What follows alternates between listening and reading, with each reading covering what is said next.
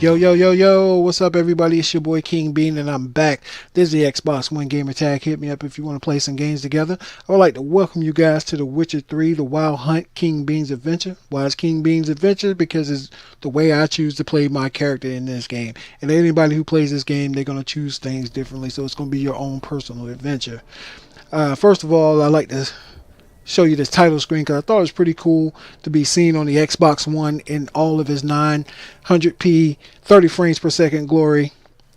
Understandably, it's not the PS4 where it's 1080p 30 frames per second, or the best one that you can get is on PC, which is 1080p 60 frames per second, and it all is glorious, glorious, glorious rendering.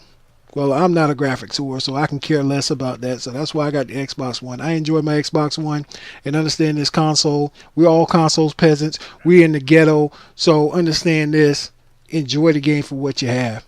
The PC is always going to have the better looking games. Doesn't matter because that's the PC. The PC is the best platform to play games on. So do not argue about that. That's a dumb argument to have. And also want to send a shout out to all the new subscribers who subscribe to King Bean's YouTube channel. I know I suck, but I'm getting better and better. At least I think I am. In my own mind, I feel like I'm getting better and better. Anyway, let's get to this game. This game here, The Witcher 3, The Wild Hunt. Now, before this game came out, I was really hyped for the game. And, of course, couldn't wait to get my hands on this game, to play this game. So I read a lot about the game. Also, when I'm watching the reviews came out a week early, so got a chance to, watch IGN, GameSpot, game trailers, all the major outlets, and also other people who played the game who are big YouTubers. Some of them are small YouTubers who got a chance to play the game, and it's getting 9s and 10s across the board. And I think that is true, and I think is well deserved for CD Projekt Red. They put a lot of love in this game. They put a lot of content in this game. In a world that we live in now where games have very few content, and then they add all the content with the DLC. Although this game will have DLC, it's going to cost more for the expansion packs.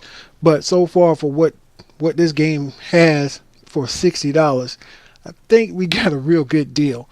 Especially when it's well over 100 hours of gameplay in this game alone itself. The game is so organic. I love it. I mean, it's a true RPG game. So if you haven't bought this game, or if you're on the fence about buying this game, understand you got to put some time into this game. You really, truly got to put some time into this game. This game is a slow burn, especially in the beginning, where people were complaining about how it's hold your hand. It does hold your hand, but it makes you want to they want you to understand how to play this game and what it means to play this game. They didn't want to make the same mistake like they did in The Witcher 2, which I did play that. I didn't finish that game, but the game started off really slow, and it kind of like just threw you in there assuming that you're going to know what to do. And I think that turned a lot of gamers off. Now it's turning gamers off because they're helping them way too much from some of the videos that I watched earlier from people complaining and nitpicking about stuff like that. So I think that's a big nitpick about it.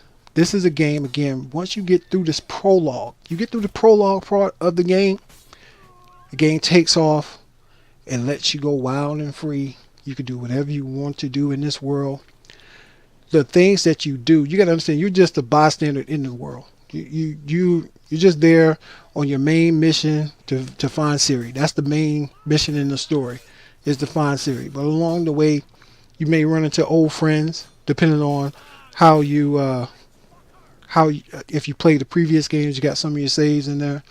It tells you how you can run into those guys, or you're going to make new friends or new enemies along the way, depending on your action. And there is no right or wrong answer to what you want to do in this game. But understand what you do will affect how the game unfolds and how it progresses, especially through the branching trees of dialogue and your actions that you do. You may not see it immediately. You may see it later on in the game. Something you may have done in the first hour of the game may not show up to the 10th hour in the game. I know it's kind of weird to say that, but that's how this game is. There are some things, when you're going through these quests and how these branching trees go off, and for example, they'll tell you, hey, this guy stole something. I need you to go get him. If you go get him, and then you bring him back, and you find out, hey, they're gonna kill him. And so it's like, well, that's not what I wanted. But that's how the game is. So it's more gray than it is black and white in this game. So be prepared for that. That's why I said it's King Bean's adventure. So this game is going to be your own adventure. Now, like I said, once you get through the prologue, playing the game, you get wild and free. You go see different things, monsters. There'll be all kinds of monsters floating up in the air or in the woods, in the bog. But some of the worst monsters in this game are the human beings, and they were right when they said that. But they also don't want you to go and fight. You can't fight every monster that you run across, because there's some monsters you run across in this world. You may be a level, like my character right now is a level 7. Now, you fight a griffin early on in the game. That griffin's a very low level griffin, but he's pretty tough to beat. I was just happening walking in the woods in the game, and there was another griffin there. This griffin was like a level 15, and it had a big red skull on there. So I knew one hit I was dead. So I had to hightail it out of that wood and get it out of there, because it was following me and everything else. So that's what the game is like. So, but one of the mistakes that I made in this game, and I'm going to tell people, when you play this game, don't just go follow the story arc. Just go story. Because if you could do that, you're going to miss out on a lot of things.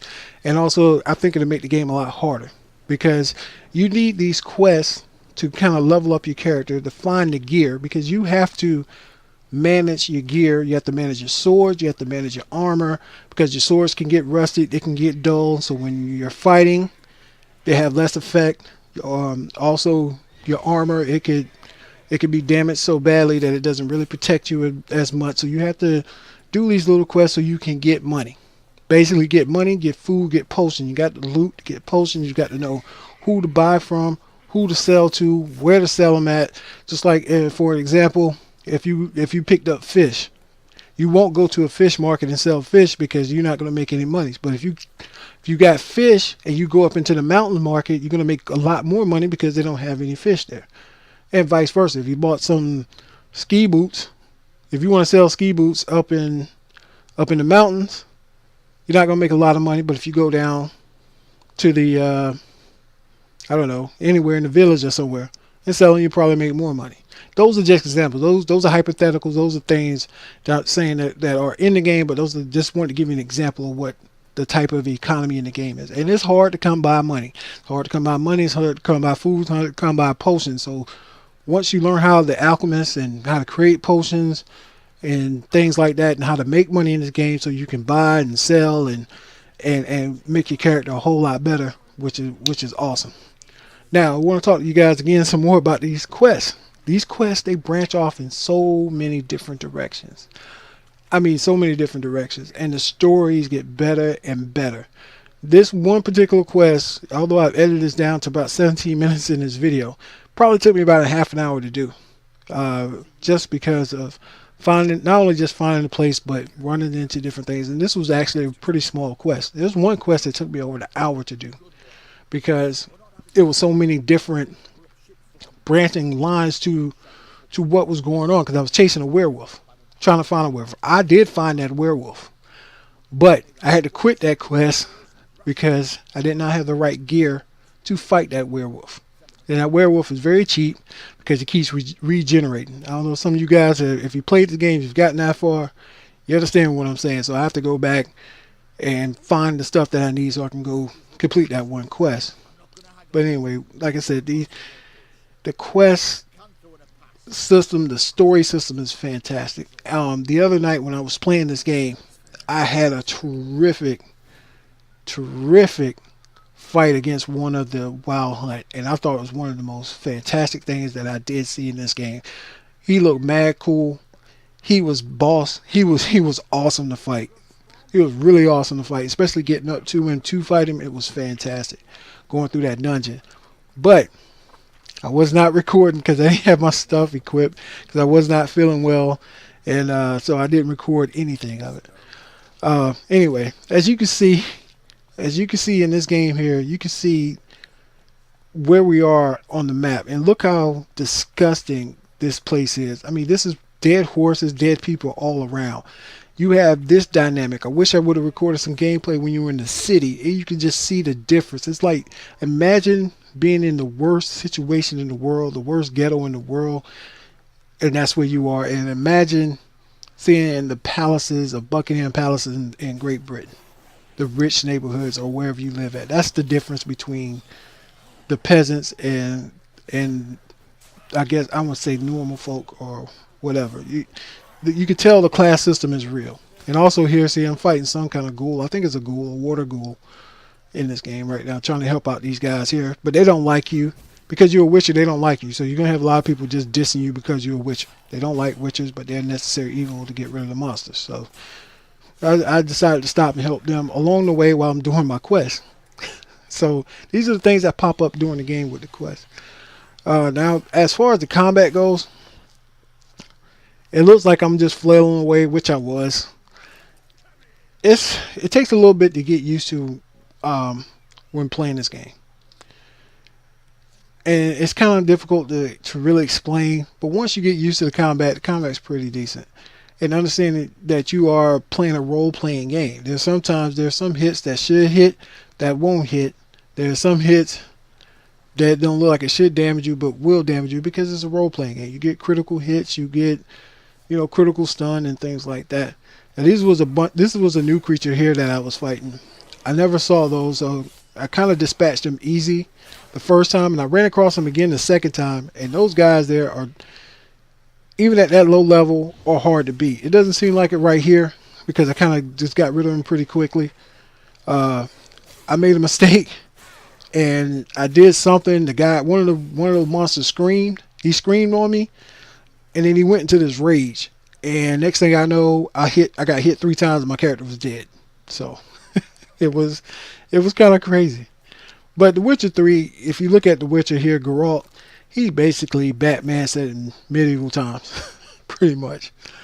Because now you're getting into his little detective view here. He's investigating the scene here, and they kind of tell you, hey, what you could be looking for. These are clues of which they had the Witcher scent, which is similar to detective mode in Batman. They kind of give you clues on to where you need to go at next.